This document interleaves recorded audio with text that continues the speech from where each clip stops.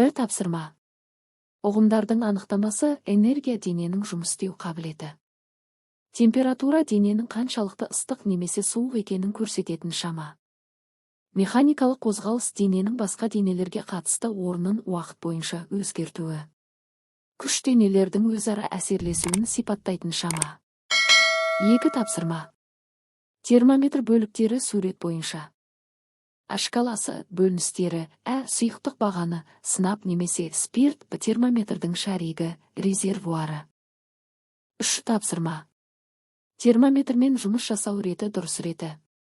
1-2-3 яғни дұрыс жауап. 1-2-3.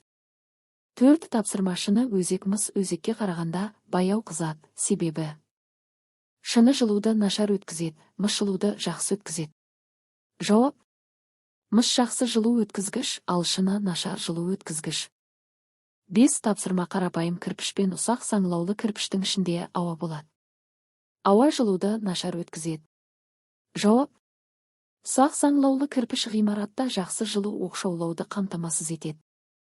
6 тапсырма. Жануарлардың реакцияларын бөлу. Дене температурасы төмендеген жағдайда. Денесін босаңсытады. Терісте майларының қалыңдығы артады. Денесі жинақы жағдайда болады. Дене температурасы көтерілген жағдайда.